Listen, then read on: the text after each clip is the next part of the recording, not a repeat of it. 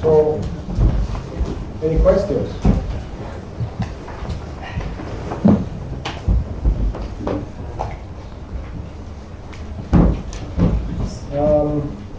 Yeah.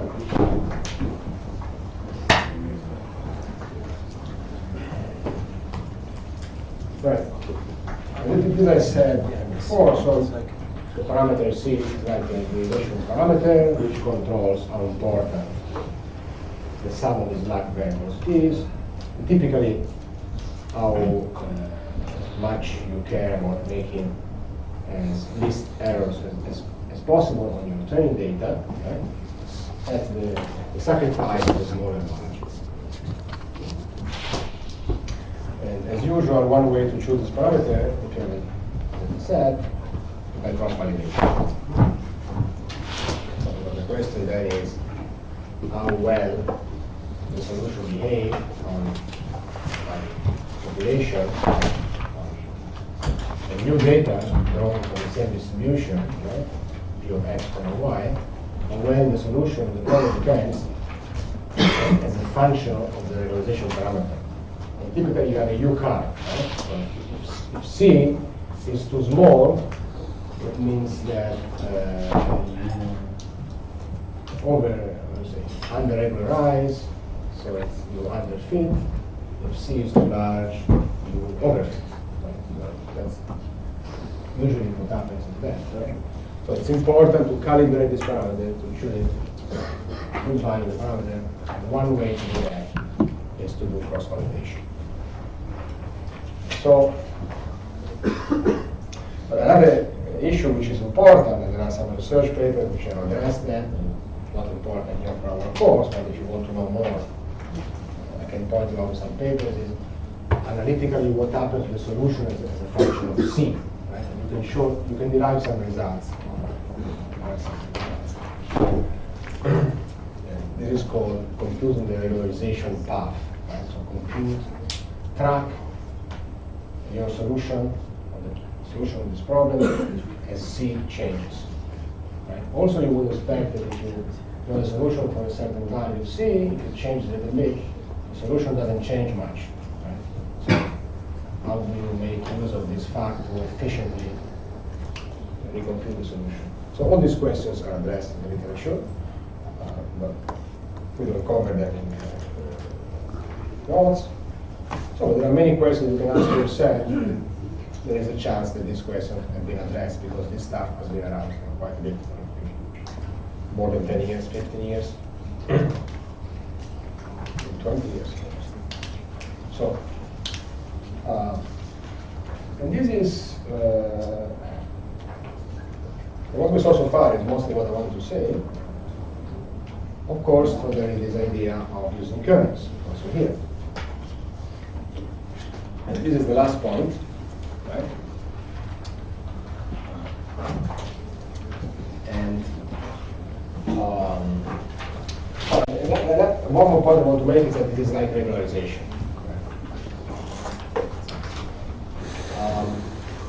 Right. So first I make this point. No, sorry.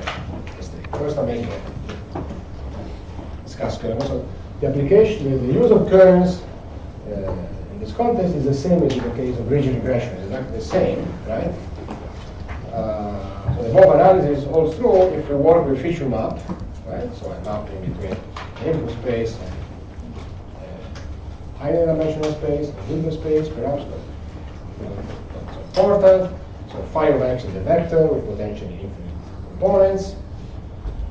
And instead of working with the inputs directly, I work with these feature maps.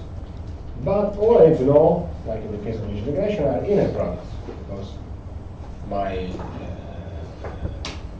separating hyperplane, right, before taking the sign, is the sum over I of yi, alpha I, xi, and I put, right, I put phi of xi again, and then when I compute the value of this line at a new point, I need to compute the inner product between phi of xi and phi of x, and this is what my kernel is. Right? So I can go kernels. I can work directly with constant magnetic kernels. And also the dual problem can be solved using the kernel matrix. The dual problem, right, the objective function involves inner products, and then you use the kernel. So it is exactly like in the case of region regression. Right? Inner products are replaced by kernels. And that's it. And once you have found your solution, you solve the dual problem, then is the formula for the linear function of which you take the sign of the label was x. Right? That's it. So to understand kernels, we just go back to the previous slide. There is nothing new to say here. The last slide makes a little point, but it's not central.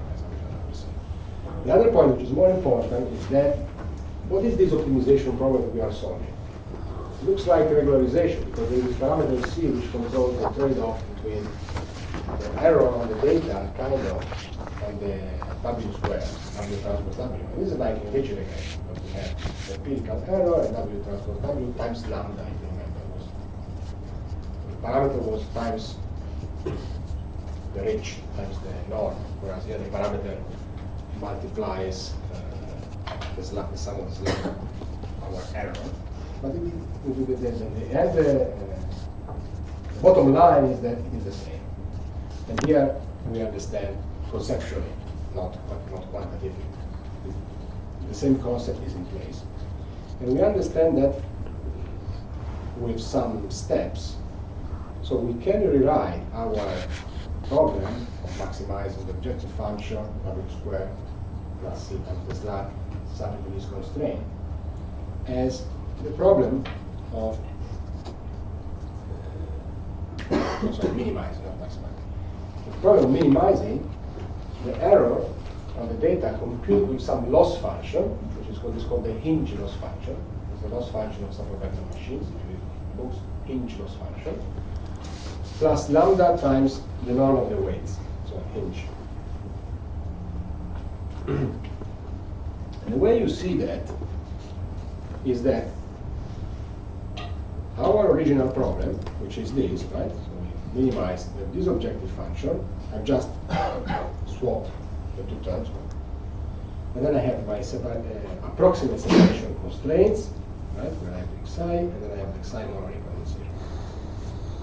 I can massage these in some steps and arrive to my conclusion that it's like solving this problem. So how do I do that? So first, I minimize over W, B, and C. I first minimize over xi. I first minimize over xi.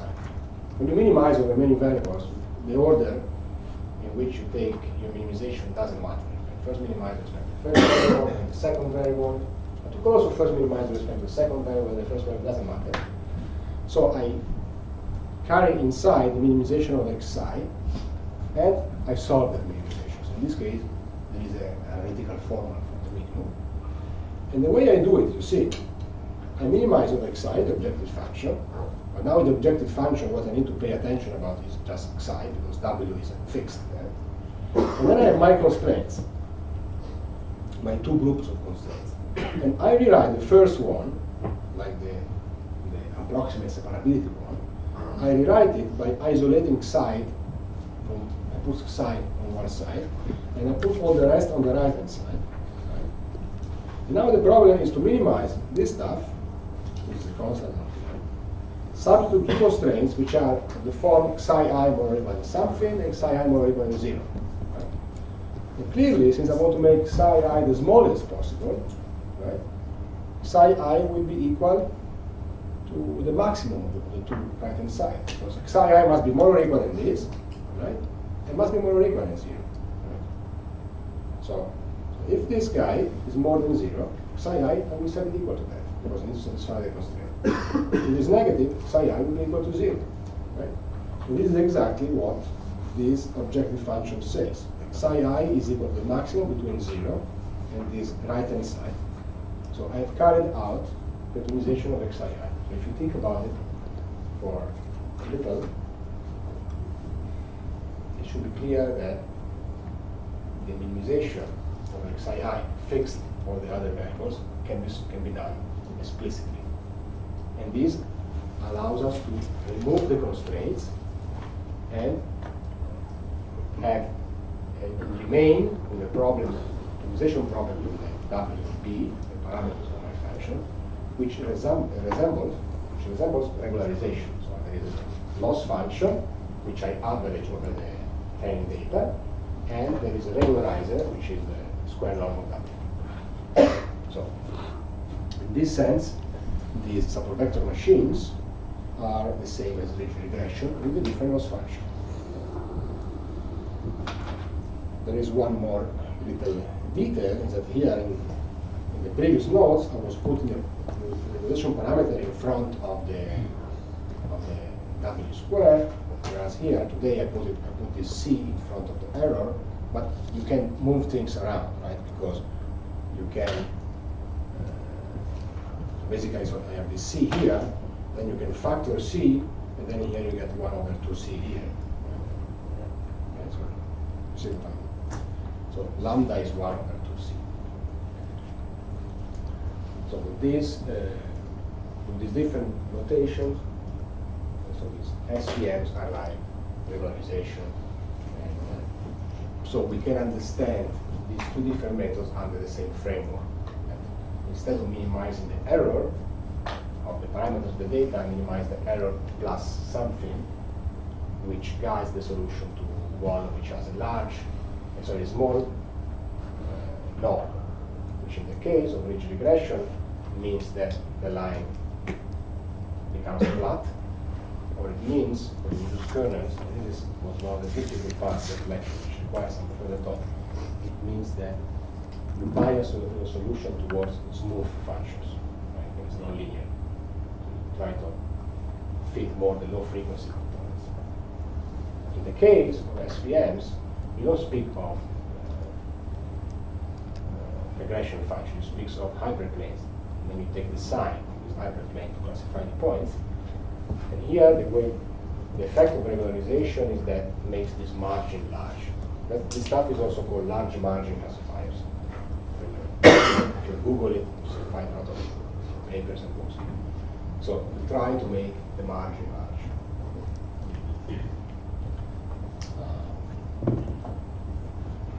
Okay.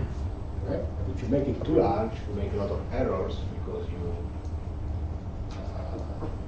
underfit the data. So you make it too simple model. So this is the story, the short story.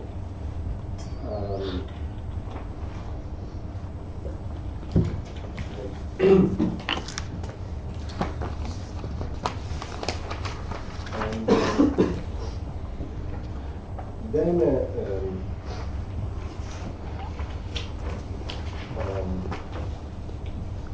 you can also do SVMs for regression.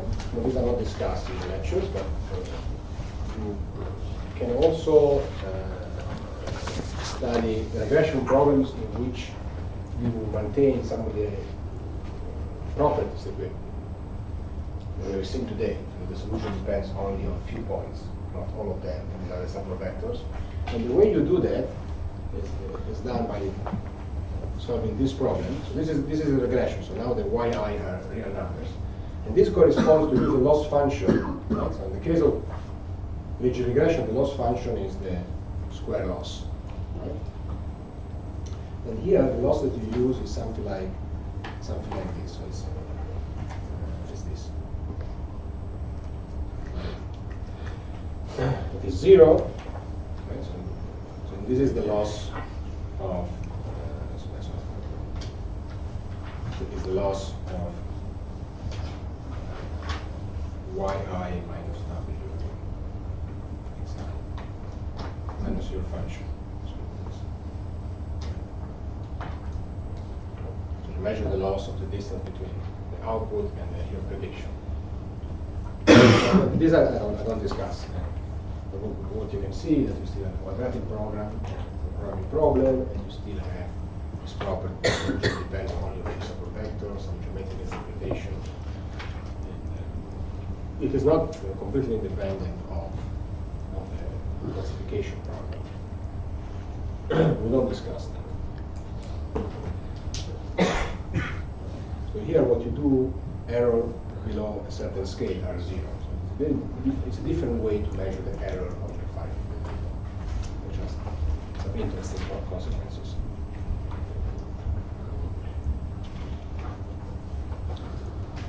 And then, to say then is that how do we solve these problems? So this is a completely new chapter which we don't discuss much in the course, although at the end so when I come back at the end, the last 3 weeks, there will be one lecture, a half lecture on optimization methods for solving problems like this. So I will return a little bit on this topic. So there are many papers which have been published about how do we solve efficiently these problems. There are several issues, right, which we need to address. One methodology, which was the first, which was used, so one possibility is to use a toolbox. Like if you work on MATLAB, you have a quadratic program toolbox. Actually, you have a toolbox which solves more complicated problems than the ones you see here. So it covers a wider class of optimization tools. Use a toolbox. You just need to know how to program this toolbox to give the inputs, right? So data, the kernel, parameter. So one possibility is just let me look to MATLAB. But then if you have a lot of data points, or yeah, pretty much if you have either a lot of data points, when you want to, if you want to solve the problem, and you have the dual problem, you have a lot of points, it's a big problem. And then if you give the toolbox, you get stuck because you have to allocate in memory this big kernel matrix, gamma matrix. How do you do that? Or if you want to solve the primal problem, right, so you may also, if you do linear SVMs, maybe it makes sense to solve the primal problem. And the reason is that you have many more points and dimensions. You could have that situation. In this case, you solve the primal problem. Still, it's the same issue, right? That's what is written here. But typically, we want to solve the dual problem because we use kernels. So one way which has been used, and I think it's still one of the main techniques to use this method, is to use some decomposition techniques in which you solve a sequence of problems which involve a subset of data. So basically, this is also called active set methods. So there is a little area of optimization out of machine learning, but there is a bit of overlap between machine learning and optimization. So for example, if you go to the main conference, the NIPS conference, there are workshops there which address specifically issue of how to solve some of the optimization problems which you encounter in machine learning. There are many more. So we are learning quite a bit of this stuff. And so in the case of vector machines, the standard method is to do this active set method, in which you iteratively optimize with respect to a subset of the variables. And in each iteration, you choose which variables you need to optimize. So typically, you maintain a set of variables, which in the simplest case, it could be just 3, right? Just 3. So you just need to choose. And remember that the variables here corresponds to points, right? You choose the first point, the 22nd point, and the 100th point. And in this step of the optimization, you need to find the alpha 1, alpha that it was, and alpha 100. Right? And then you need to decide which of these 3 points you leave aside, and which of the other points is brought into the optimization. Sorry, which of the Lagrange. So in each iteration, a problem of a fixed size, for example, size 3, is solved. And then there is the question: is it efficient? Does it converge?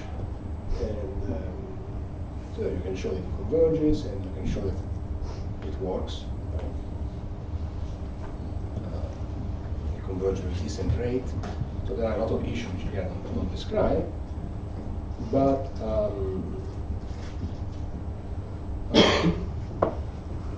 the intuition is pretty much clear. And so what do you do? What do you do to actively change this set of variables to minimize? Well, you look at the Kuhn-Tucker condition, and you see which points violate the most these separability constraints, and that's the point that you hope that if you bring in the optimization will decrease, or will increase the way to minimize or maximize most objective. So these are the issues which are addressed by these methods. And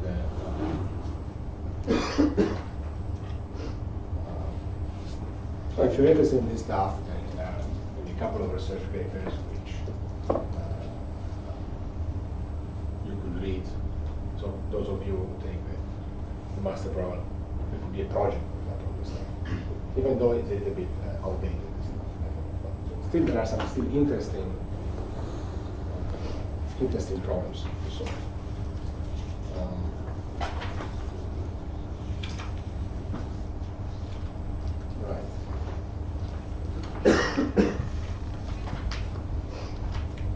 Now, this last part is not so important, but it's like a little trick. Right. So if we get rid of the, so this is what this parameter b, right, which is important because I want a linear classifier, so there can be a threshold. But what about if I put p equal to 0 a priori? Right? As you have seen in the first lecture, you can do that because you can absorb, you can extend your input by adding one more component equal to 1. Now the vector w is w, b. But we also do a little regularization of b in this case, if we do these SVMs without the b. Okay? But still, so what about if I remove the b? So I just have this problem, this dual problem. It's the same as before, but now I've explicitly written the kernel. I don't have any more this constraint. Which is a little bit of kind of annoying constraint because it involves all the variables at the same time, right? And so if I don't have this constraint, the problem has a little bit of a simpler look. So the problem minimizing a quadratic function, so very simple, again it's linear parameters, subject to individual constraints on the alpha high. Right? So for example, this problem as a simple way to solve this problem is to do coordinate set. So minimize over each variable one at a time. Solve a sequence of one-dimensional problems. Even simpler is the simplest active set. And every time I optimize on one variable. So if I remove b, I have a simpler problem. Then what you can observe is that in a way you can. So there is a little investigation to do about this b, and some people have written a paper about this. Some people from MIT, which is a very prestigious school, wrote a paper, and the title was b. So it was titled. So it was a little. Actually, this was my former advisor, I must say. So there was a little dispute about this in the community. There are some people from Germany were saying something, and the paper of my advisor were always rejected, I think, in the conference. So anyway, he wrote this provocative paper B, and it was some time ago. And so I think one of the points was that I think what is written here pretty much, I guess. So is that you can absorb B into the kernel. So if we don't have B, we just solve this problem. The observation is really simple. What I'm going to do. If we don't have B, we just solve this problem. But now, suppose that you solve this problem with a different kernel, right? And the kernel is going to be k of xi xj plus lambda 0. Lambda 0 is positive. And then the observation is that if you do that, and you let lambda 0 grow, this is like solving the original problem. Right? So in general, it's important to get B, but how do I find B without having that constraint? Well, I can use this kernel, solve the previous problem, which doesn't have a complicated constraint, which is one of the data. And then if you think about it, if you let lambda 0 grow, you recover that constraint, right? Because the objective function is this one, right? Now, if k is substituted by this, then you have sum over I and j, then you have alpha I, alpha j, yi, yj, k, xi, xj, plus lambda 0, right? Now lambda 0, take it outside, and you take sum over I and j for this term, this times 10. You get alpha I, alpha j, yi, yj. Now this is a square. This stuff. Sum separates into two sums. This equals alpha 0, lambda 0. Sum over I, alpha I, yi, whole square. Okay? So clearly, if lambda 0 grows, you are enforcing that constraint. That's it. That's the observation, right? So you could do that. So you could do modify the kernel to solve the problem without the B, but then you recover the B in the, how to say, the backdoor, right?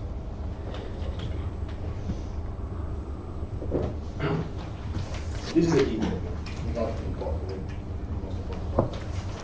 And another detail, which I don't think I have time to, yeah, we have 2 minutes, is another, this is the idea of conditionally positive semi-definite kernels. Seen last week, today, then, so if we have kernels which are valid for positive semi-definite, the height, they implicitly involve a feature map, we can use them, and we have this generalized linear function, so to speak. So our function is linear in the features, which are the linear functions of the data. And we can do this directly with kernels.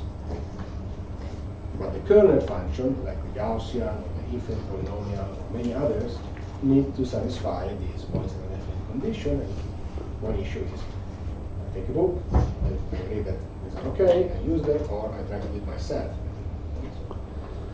And we've seen some rules.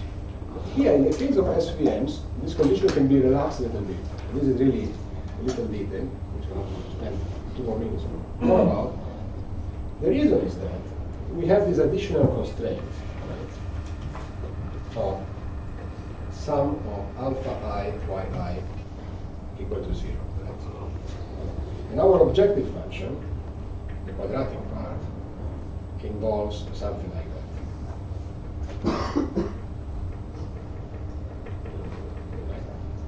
And the reason for which I can solve the problem, and this stuff works, is because if the kernel is positive semi-definite, this is more or equal than 0, so I have a convex, objective, etc.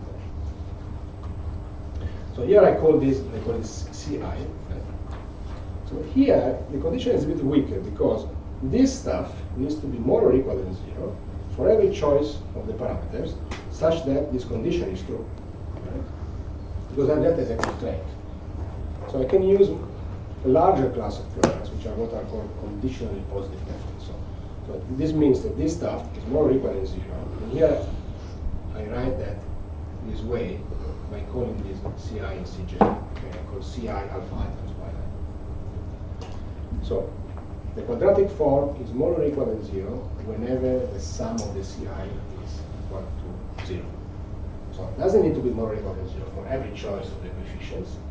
It needs to be more or equal than 0 for a fairly large choice of the coefficients, but not exhaustive. Not an exhaustive one. Some of the CI can be, so it needs to be more equal than 0 whenever the sum of the CI is equal to 0. So this, so the positive semi-definite kernel work, but this larger class of kernels, there is a larger class of kernels. So for example, this one is conditionally positive definite, whereas it is not positive definite. So it's semi-definite sometimes I hide it. And here is the way you see it. So in some application, it is useful to consider this class. We don't discuss it, of course. Just something. So, there are a number of things which I told today that just touch briefly, and they are more for you if you are interested in learning more. There are some papers which I can tell you about, but they are not central for the course. So we meet on the 26th of November for the next 2 weeks. The first week we will meet now